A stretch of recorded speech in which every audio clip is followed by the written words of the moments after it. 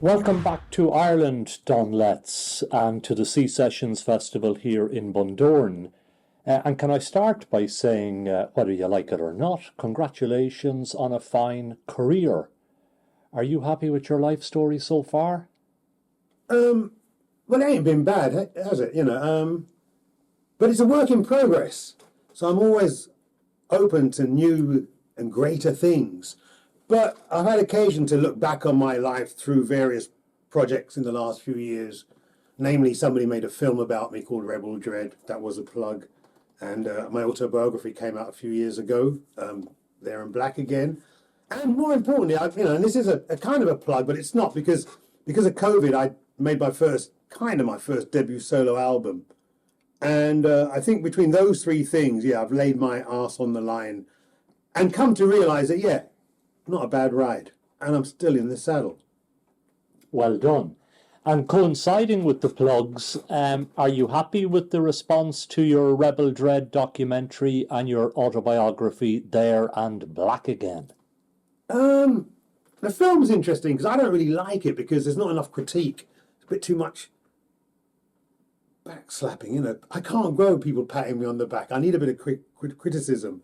But luckily for me, people did like it. And again, I've got to own the fact that I've made a connection with people I've never met.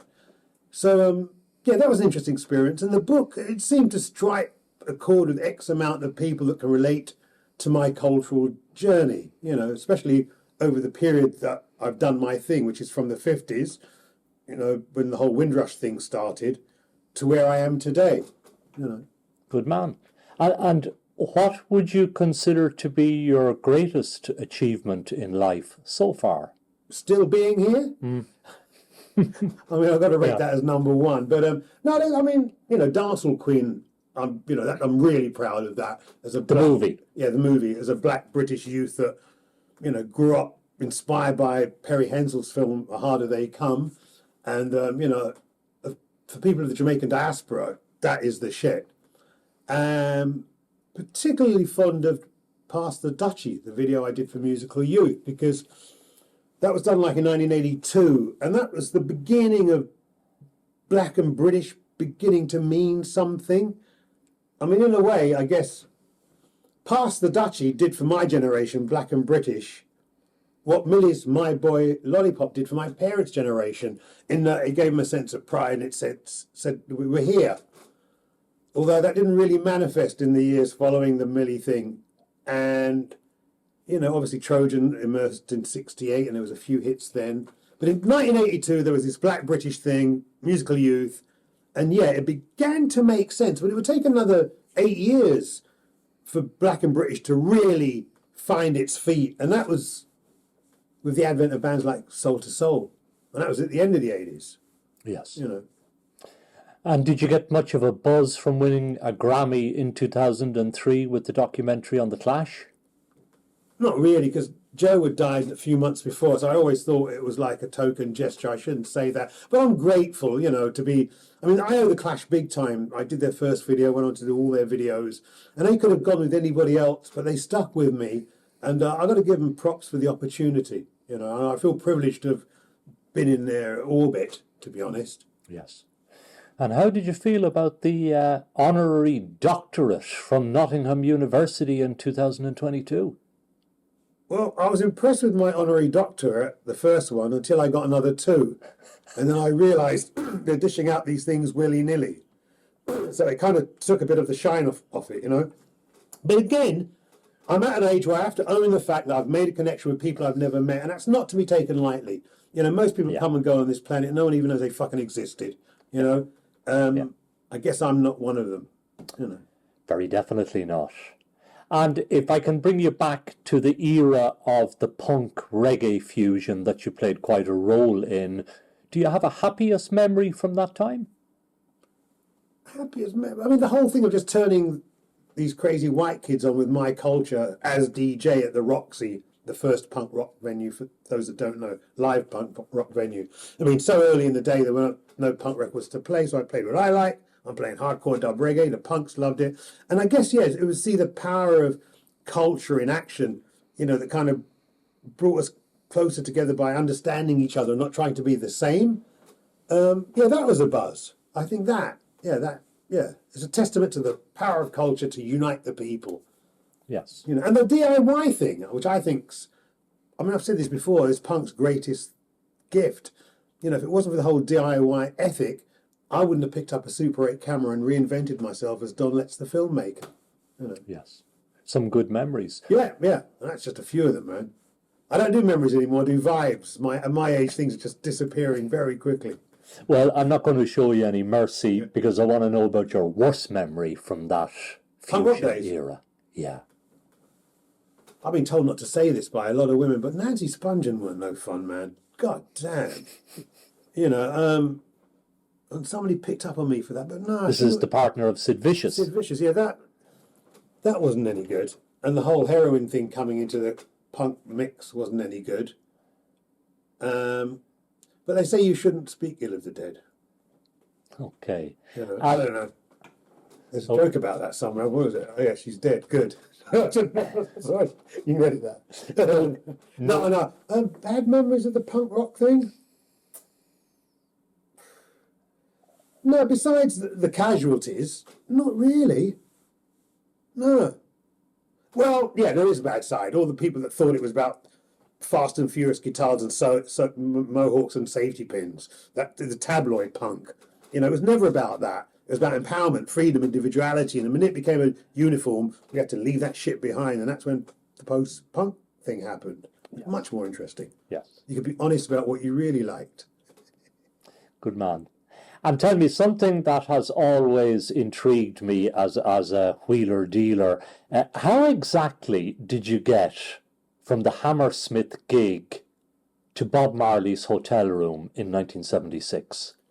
All right, no, see, that's all got mixed up because I saw him play at the Lyceum in 75, which was a life-changing experience. I was so hyped up, got in my car, followed his coach back to his hotel, which was in Kensington, and it was in a place called Harrington Gardens. And that's where I hustled my way into his room and struck up a relationship because I happened to have some herb when everyone else had run out.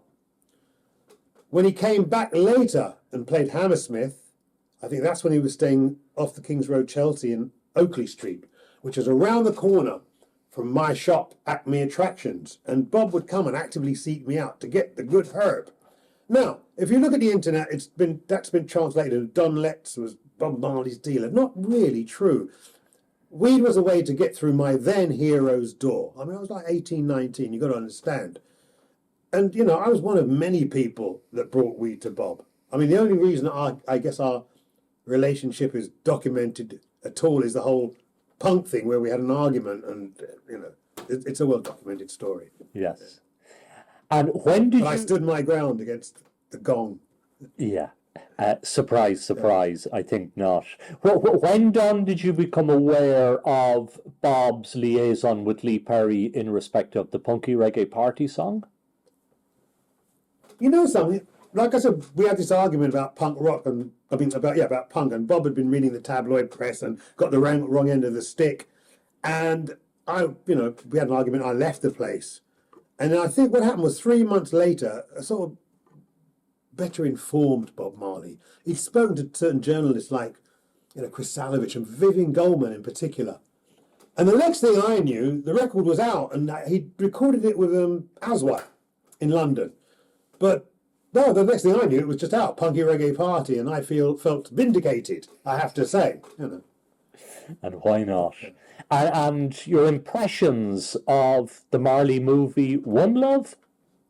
Oh man, you put me in that position. Listen, it's done great at the box office. I don't think it could ever please everybody, so there's no point in even trying.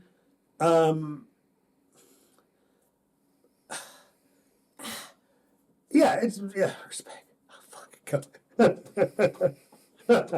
That's a tough one. It's okay. It's a bit Hallmark for me, if you know what that means. Yes. The Christmas cards, and they kind of make everything a bit nice and package it. It's sanitized. That's the word. But, if it turns a few people onto Bob, and we need that, the stuff that he was saying back then obviously still is important, if not more so now, especially if you hear the music that's coming out of Jamaica. a lot of which I can't relate to anymore. Yeah, more power to it, really. Okay.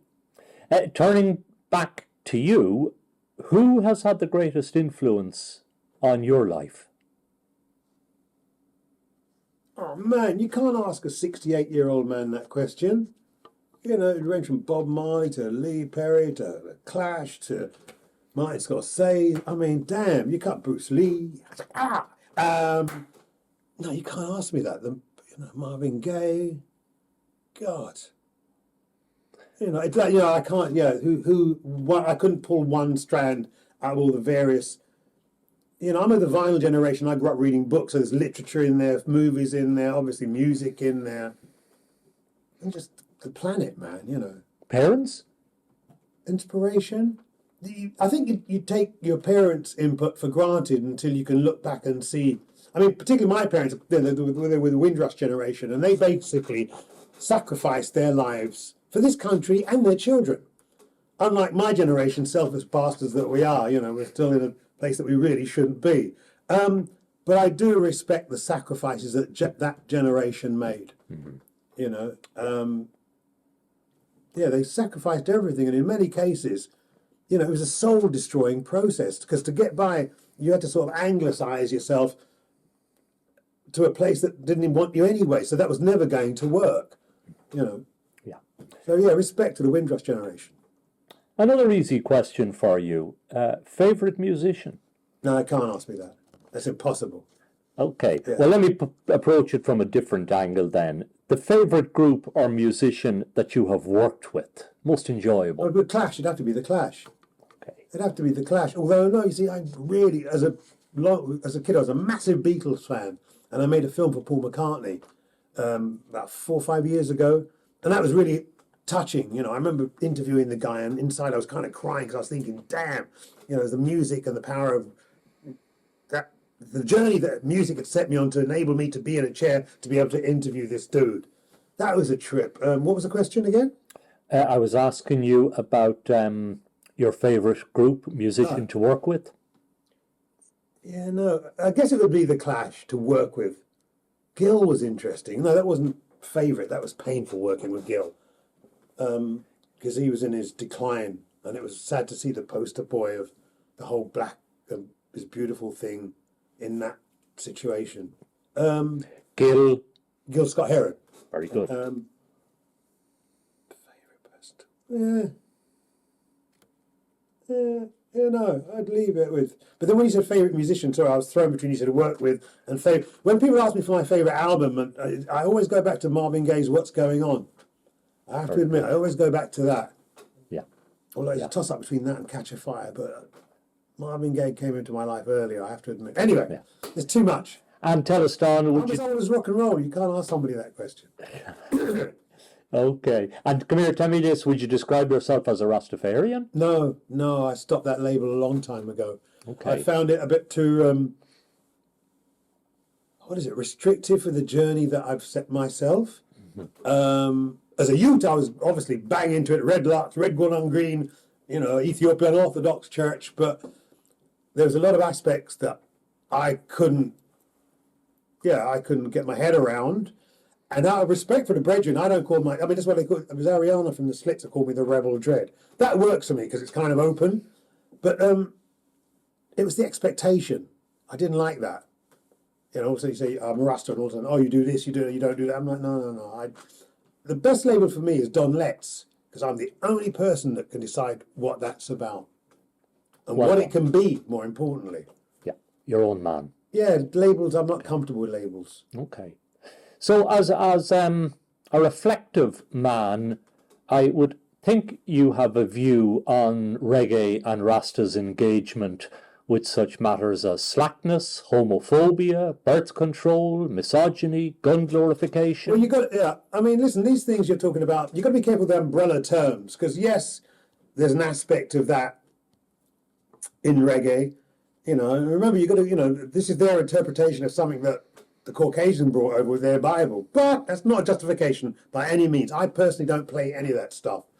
And there's a lot of people in Jamaica now that are a lot more, that are not supporting that. But then you've got to put it in context. If you go to, Middle America, I mean, there ain't that much more tolerant there, So, and what happens is things in Jamaica gets put under this microscope because it is a kind of microcosm of the world in general. And I think all it's doing is holding a mirror up to the rest of the world.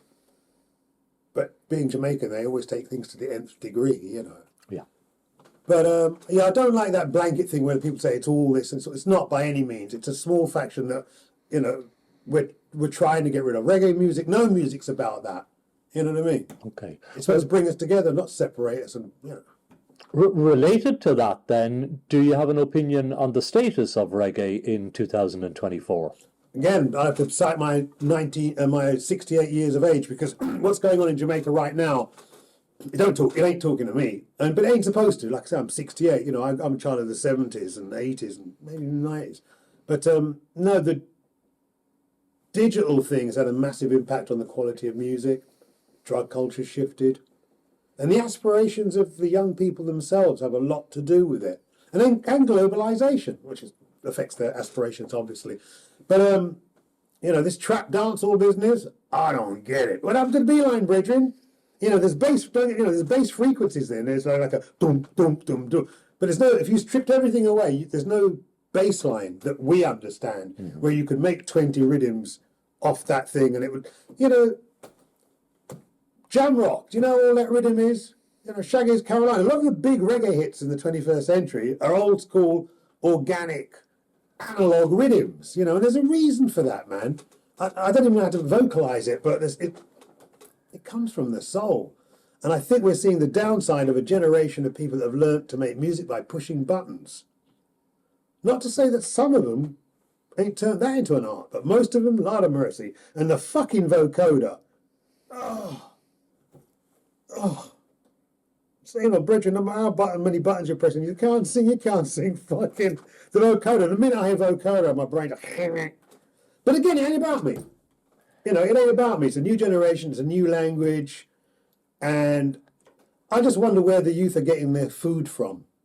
The stuff that helps them grow as human beings. Your Bob Marleys, your Burning Spears, your Bunny Wailers. Let's rewind that a bit, because there are people that are fighting for the soul of Jamaica. Your Protégés, your Kabaka Pyramid, your Chronics. You know what I mean? But from a distance, it doesn't seem like they're really carrying the swing.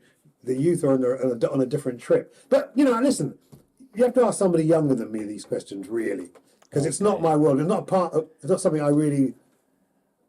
I'm not interested in. What's luckily is those sound system vibes have gone around the planet, and you can find the old school beeline thing that's about the analog attitude of people that grew up listening to vinyl records. It's all around the goddamn planet. Believe me, I know. I've seen and heard it, and it's quality shit as well. Really that they picked up on that old school roots vibe and the beeline. I don't know how else to put it. You know what I'm talking about. But it's all over. Sound system culture is far from dead. Okay. It's just gone underground, and it's probably the best place for it, man. If those that know. Let's change tack. Much less controversial. Your favourite politician? Well, I'm going to deal with politics, Bridget. No, you got me there. Favorite politician? Probably Peter Griffin. Sorry. He's a dude in Family Guy. You can't, no. Same meat, different gravy, man. Yeah, no, I couldn't do that one. How could you not do that one when you have lived to see the likes of Nelson Mandela in action? Because there ain't no Nelson Mandelas around. Look at the pick we've got these days. You said now. Oh, you meant from the past? Anywhere. Oh, no, I was thinking about now. I mean, that's an easy one. Obama. I mean, no, if you look throughout history, that's different. I thought you meant right now. I don't see anybody of that stature, not even stature, morals, principles, that don't seem to be in it for themselves with ulterior. I don't see anybody like that. And you don't want to comment on your least favourite politician? It's too easy, isn't it? Come on. It's too easy. I mean, I'm not into that pantomime shit. Listen, sometimes you get the politics you deserve, and people have to take the responsibility. Remember, these fucking buffoons that a lot of people are berating, they were voted in.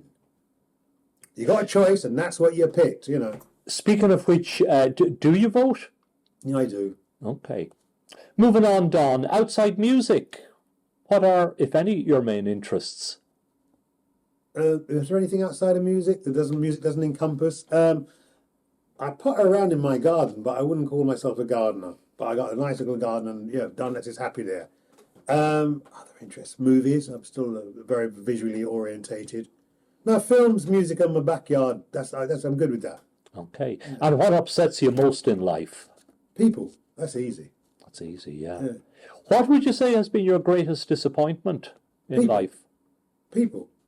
Yeah, no, I mean, I've been, to see what's going on right now and the state the world's in, and see them fall for the same fucking tricks over and over and over. Yeah. And not take a tip from what's going on with the environment. I mean, come on. I mean, bigger and better have come and gone, my friends. And any regrets in life? Nah, that'd be kind of churlish, wouldn't it? It ain't been bad. Any regrets? Nah. No. No. What the fuck? Stand firm. Okay. And speaking of standing firm, I've heard you talk about your avoidance tactic. Quote, I don't think it's healthy to examine yourself too much. No, I didn't say it, Bridget. I didn't say I don't think it's healthy. No, it's good. People should examine themselves. I'm just saying I'm not good at it. No. I'm saying, I don't feel. No, it's not even healthy. I didn't use that word. It's like the reason I'm so creative and I throw myself into projects is it stops me dealing with myself. That's how I roll. And I acknowledge that it's not a healthy way to roll, but I've turned something negative into a positive by being creative. Now, I might not be a well-adjusted human being, but I can live with myself. I'm good with that. I don't strive for perfection. And you'll see out your life in London town? I think so, unfortunately. I mean, I'd like to be on some hot, sunny place somewhere, but finances I don't see that happening. Yeah. And on a similar theme, remaining ambitions? To die without it hurting. I mean, I like to fall asleep, death in my sleep. I don't want to fucking painful. I don't want to. Yeah, a quick death. What was the question? Yeah, that was it. Remaining ambitions in life. That's good enough, and we wish you well on that. Yeah, quick and painless death. And to wrap it up, Don, is there anything else that you would like to comment on for the viewers' benefit? Oh, man. I just appreciate that anybody gives a fuck about Donlet's in the 21st century. And I do respect the fact that I've made contact with people I've never met. So thank you all, seriously, because without your interest, I wouldn't exist. Serious thing, Well, thank you. You've done great work, and my compliments to you. Thank you for the interview. Thank you.